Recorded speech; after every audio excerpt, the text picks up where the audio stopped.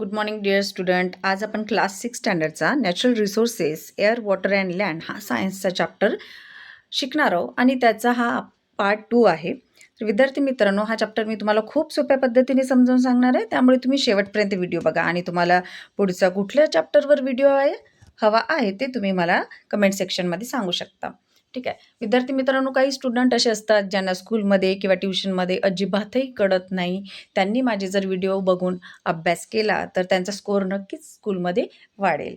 ठीक आहे, आता सुरू करूया. Observe and discuss what is similarity in the picture below. इथे जे पिक्चर दिलेले आहेत खाली, तिथे काय सिमिलॅरिटी दिसत आहे? सिमिलॅरिटी म्हणजे काय? सारखेपणा काय दिसतंय बघा.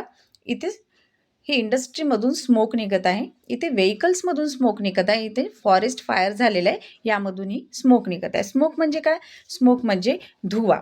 ठीक आहे, इथे धुवा दिसत आहे आपल्याला, तिन्ही पिक्चरमधून धुवा निघताना दिसत आहे. All the above picture shows large scale emission of smoke through different agency. हे जे पिक्चर आहे वरचे, याच्यामध्ये आपल्याला वेगवेगळ्या एजन्सीमधून खूप जास्त प्रमाणामध्ये धुवा निघताना दिसत आहे.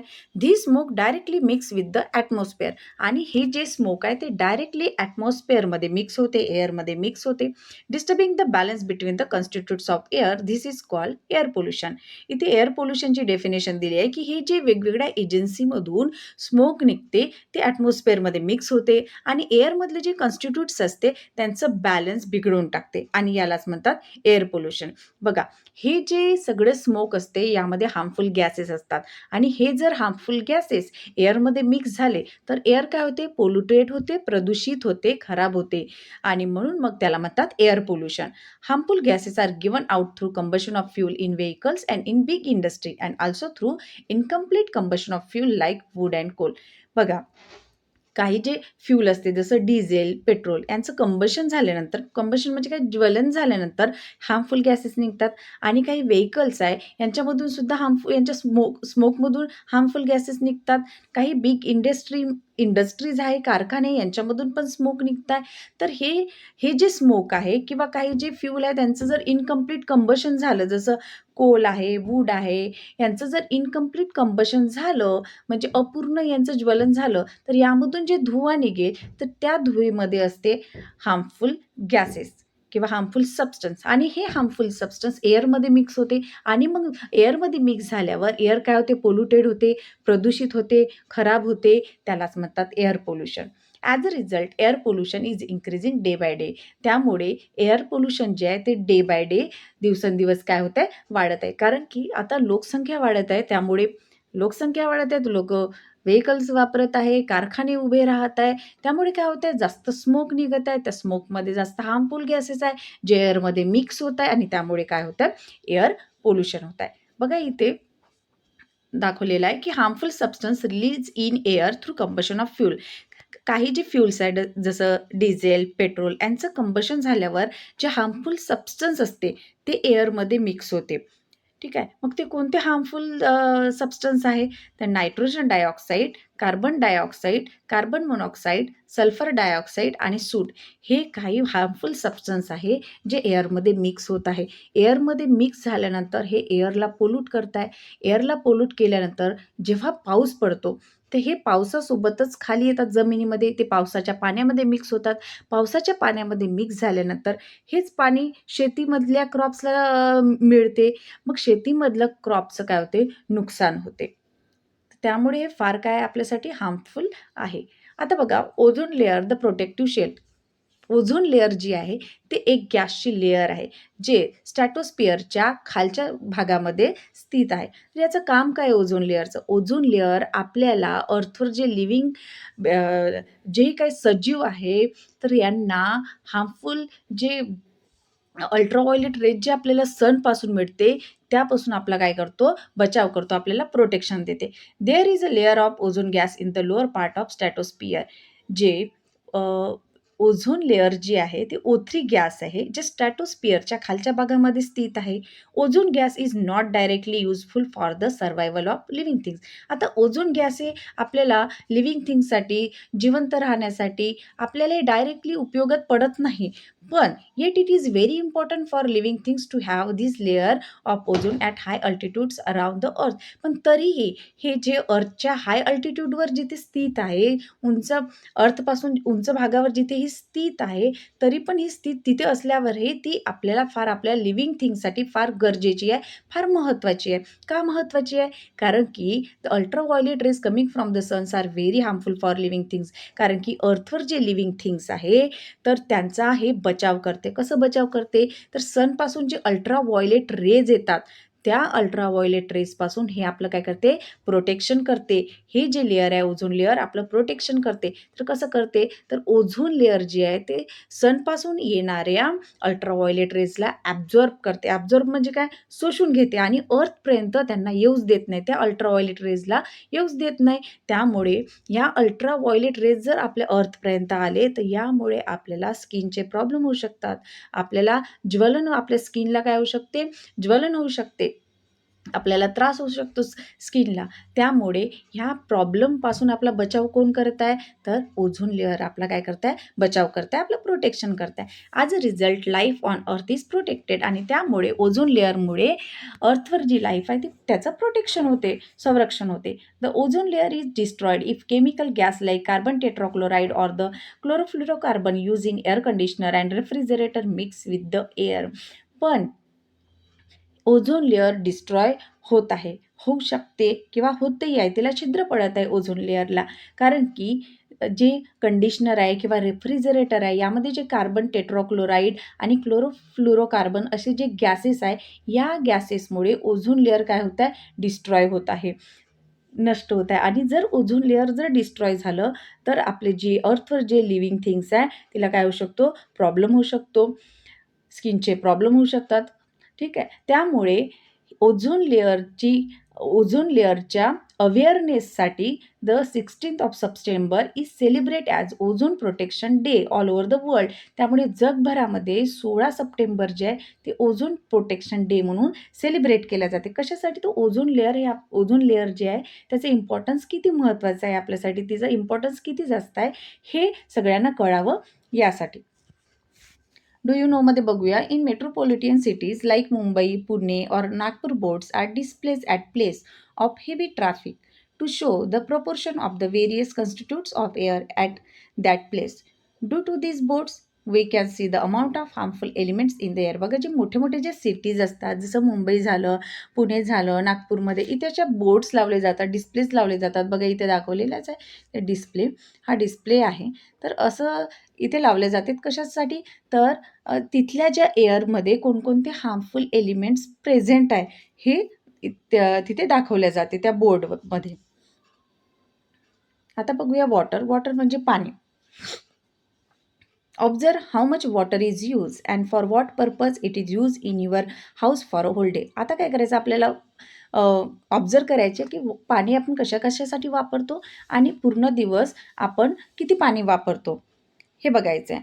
Record it in a chart like the one shown here. आणि इथे एक चार्ट दाखवलेला आहे बघा, हा चार्ट. आणि इथे आपल्याला हे रेकॉर्ड करायचं, लिहायचं. जसं आपण आंघोळ करण्यासाठी बाथसाठी किती लिटर पाणी वापरलं, ब्रशिंग टीथ दातांना घासण्यासाठी, तोंड धुण्यासाठी किती पाणी वापरलं, वॉशिंग क्लोथ्स कपडे धुण्यासाठी किती पाणी वापरलं, भांडे धुण्यासाठी किती पाणी वापरलं, मॉपिंग द फ्लोअर फरशी पुसण्यासाठी किती पाणी वापरलं, ड्रिंकिंग पिण्यासाठी किती पाणी वापरलं, कुकिंग म्हणजे स्वयंपाकासाठी किती पाणी वापरलं. हे आपल्याला इथे लिहायचं आणि टोटल अमाऊंट किती यूज झालं हे आपल्याला इथे बॉक्समध्ये लिहायचं आहे. Record it in a chart like the one shown here. Discuss this data in the class. आणि मग आपल्याला क्लासमध्ये डिस्कस करायचं आहे. Divide the total amount of water use in your house by the number of person to find out how much water each person need. आता काय करायचं? जेवढंही total झालं इथे, टोटल इथे लिहिल्यानंतर आपल्या घरी किती व्यक्ती आहे तर त्यांनी काय करायचं? त्या टोटल वॉटर जेवढे यूज झालं त्याची डिवाइड करायचं. जसं तुमच्या घरी सपोज 3 पर्सन आहे और 4 पर्सन आहे तर 4 पर्सननी डिवाइड करायचं किंवा 3नी डिवाइड करायचं. मग आपल्याला कळेल की प्रत्येक व्यक्तीला किती पाणी लागते. You will see that it is almost impossible for us to spend even a single day without water. We need to drink 3 to 4 liters of water every day so that all our bodily function runs smoothly. बघा, एकही दिवस पाण्याशिवाय अशक्य आहे. पाणी पिल्याशिवाय कोणी जिवंत राहू शकतच नाही. त्यामुळे आपण दिवसातून 3 ते 4 लिटर पाणी प्यायला पाहिजे, कारण की आपल्या बॉडीचं जे फंक्शन आहे ते स्मूथली रन झालं पाहिजे यासाठी. Other living things also require water, although the amount of water they need may vary according to the size of their body. बघा, प्रत्येक लिव्हिंग थिंग्ससाठी वेगवेगळ्या अमाऊंटमध्ये पाणी लागणार त्यांच्या साईजनुसार. आता रॅट जे आहे, उंदीर जो आहे, त्याला थोडं कमी पाणी लागेल. पण एलिफंट ज्याची साईज एवढी मोठी आहे त्याला जास्त पाणी लागणार, राईट. तर एखाद्या लिव्हिंग थिंगची साईज किती आहे त्यानुसार त्याला पाणी लागतं. Thus we see that water is very important. त्यामुळे त्यामुळे वॉटर हे खूप काय आहे, महत्त्वाचं आहे. If hydrogen gas burns in air it combines with oxygen and water is form. जेव्हा एअरमध्ये हायड्रोजन गॅस बर्न होते, जळते, तेव्हा ते ऑक्सिजन गॅससोबत मिक्स होते आणि वॉटर तयार होते. वॉटरचा फॉर्म्युला काय? H2O. ठीक आहे, H2O. We have learned about some characteristics of water in the previous standard. बघा इथे दिलेलं आहे येलो कलर. इथे बघा, हे बघायचं आहे आपल्याला. In nature water occurs in 3 state. नेचरमध्ये पाणी जे असते ते 3 स्टेट्समध्ये मिळते, सॉलिड, लिक्विड आणि गॅसेस फॉर्ममध्ये. Water does not have colour, taste or odour. वॉटरला कलर नसतो, रंग नसतो, चव नसते आणि स्मेलही नसते. Many substance readily dissolve in water, therefore water is an universal solvent. बहुतेक जे सबस्टन्स असतात ते पटकन पाण्यामध्ये डिझॉल्व होतात. डिझॉल्व म्हणजे विरघळतात. जसं आपण साखर घेतली, एक ग्लास पाणी घेतलं, त्याच्यामध्ये साखर घेतली आणि त्याला चम्मचनी जर हलवलं, स्टीर केलं, तर ते पटकन काय होऊन जाते, थोड्या वेळाने विरघळून जाते, पूर्णपणे दिसेनासं होऊन जाते. तर त्याला डिझॉल्व म्हणतात. तर असे खूप सगळे सबस्टन्स आहे, इवन गॅससुद्धा हे वॉटरमध्ये डिझॉल्व होतात. त्यामुळे वॉटरला युनिव्हर्सल सॉल्व्हंट म्हणतात. The blood of animal and the SAP in plants contain a very high proportion of water. आता ॲनिमलमधलं ब्लड आहे किंवा प्लांटमधलं जे सॅप आहे, जे लिक्विड आहे, त्यामध्ये खूप जास्त प्रमाणामध्ये पाणी असते. No living things can survive without water, therefore it is said that water is life. कोणताच लिव्हिंग थिंग्स पाण्याशिवाय जिवंत राहू शकत नाही. त्यामुळे पाण्याला लाईफ म्हटलेलं आहे, वॉटर इज लाईफ म्हटलेलं आहे. आता इथे एक हे बघा, हे दिलेलं आहे distribution of water on the earth. अर्थवर वॉटरचं डिस्ट्रीब्युशन दिलेलं आहे. तर इथे हे जे ब्ल्यू कलरचं आहे ते म्हणजे अर्थवर एवढं सीज अँड ओशनमध्ये पाणी आहे. समुद्रामध्ये हे एवढं पाणी समुद्रामध्ये आहे. आणि मग इथे दाखवलेलं आहे रेड कलरचं. बघा, हे जे रेड कलर आहे ते ground water, ice and water form in other form. आईसच्या फॉर्ममध्ये, बर्फाच्या फॉर्ममध्ये किंवा जे जमिनीच्या खाली पाणी आहे किंवा अदर फॉर्ममध्ये जे पाणी आहे किंवा वॉटर वेपरच्या फॉर्ममध्ये वगैरे, ते इथे रेड कलरमध्ये दाखवलेलं आहे. आणि इथे दाखवलेलं आहे वॉटर अवेलेबल फॉर ड्रिंकिंग. ते बघा, छोटंसं असं आहे दाखवलेलं आहे. ते कशासाठी आहे? पिण्यासाठी एवढं कमी प्रमाणामध्ये पाणी दिलेलं आहे. तर इथे चार्ट दिलेला आहे. हा चार्ट बघा, water available on the earth, seas आणि ओशनमध्ये 97% आहे. आणि जे 2.7 आहे ते म्हणजे ground water, ice water and in the other form. इथे लिहायचं ग्राउंड वॉटर. आणि वॉटर अवेलेबल फॉर ड्रिंकिंग. मग पिण्यासाठी किती पाणी आहे? तर 0.3% हे किती असणार? पिण्यासाठी पाणी असेल. We cannot use all the water on the earth because sea water is salty. आता आपण जेवढं काही अर्थवर पाणी आहे ते सगळंच वापरू शकतो का? नाही, कारण की समुद्राचं पाणी कसं आहे? खारट आहे आणि खारट पाणी आपण पिऊ शकत नाही. Some water is in the frozen state. काही पाणी जे आहे ते फ्रोझन स्टेटमध्ये आहे. A very small quantity of water is available for drinking. तर काही फ्रोझन स्टेटमध्ये आहे. भरपूर जे पाणी आहे ते सीमध्ये आहे, समुद्रामध्ये आहे. त्यामुळे आपल्याला खूपच कमी प्रमाणामध्ये पाणी जे आहे ते आपल्याला पिण्यासाठी आहे. तरी पण ते इनफ आहे लिव्हिंग थिंग्ससाठी अर्थवर. आता इथे बघा, observe and discuss for which purpose is water Bing use. कोणकोणत्या पर्पजसाठी इथे वॉटर यूज झालेलं आहे? बघा इथे इंडस्ट्री दिली आहे. इथलं इंडस्ट्रीमधलं पाणी इथे नदीमध्ये येत आहे. नंतर इथे बायका काय करत आहे? कपडे धुत आहे. कपडे धुण्यासाठी पाणी यूज होत आहे. इथे परत हे बघा, इथे शेतीसाठी पाणी यूज होत आहे. इथे आंघोळीसाठी पाणी यूज आहे, ते पोहत आहे इथे. Do other living things use water like we do. बाकीचे जे लिव्हिंग थिंग्स आहेत ते पण आपण ज्या पद्धतीनं पाण्याचा वापर करतो ते पण करतात का? नाही. ॲनिमल्स जे आहे ते फक्त कशासाठी पाणी यूज करतात? ते पिण्यासाठी आणि बाथिंगसाठी फक्त. आणि प्लांट्स पाणी घेतात. ॲनिमल कपडे वगैरे धुतात का? नाही ना.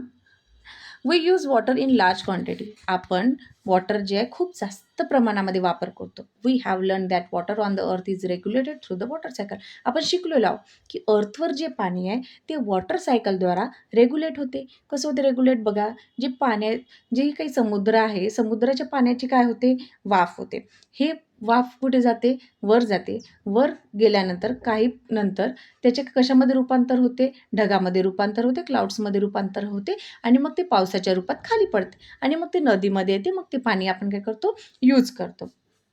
हे शॉर्टकटमध्ये सांगितलं वॉटर सायकल. तर the water vapour form from ocean is the main source of water in the water cycle.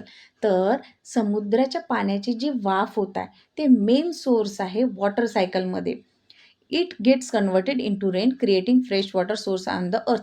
जरी समुद्राचं पाणी जरी खारट असलं पण त्या समुद्राच्या पाण्याची जी वाफ होत आहे आणि त्या वाफेमुळे जे नंतर पाऊस पडत आहे आणि मग आपल्याला जे पिण्याचं पाणी मिळत आहे, तर आपल्याला समुद्राचं पाणी जरी खारट असेल तरी आपल्याला काय मिळत आहे, नंतर पिण्यासाठी फ्रेश वॉटर मिळत आहे. त्यामुळे समुद्राच्या पाण्याची वाफ ही मेन सोर्स आहे वॉटर सायकलमध्ये.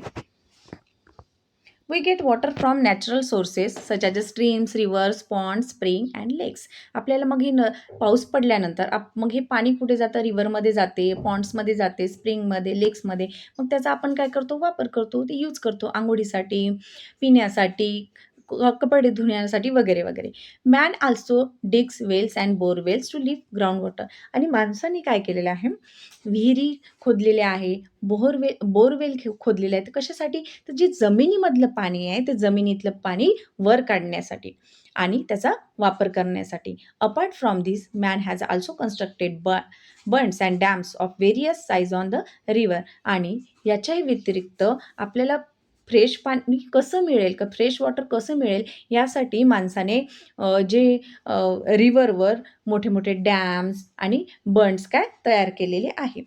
Due to the uncontrolled use of water for an increasing population, industry and farming, it is now in short supply. आता लोकसंख्या वाढत आहे, इंडस्ट्रीची संख्या वाढत आहे, फार्मिंग होत आहे, शेतीसुद्धा होत आहे.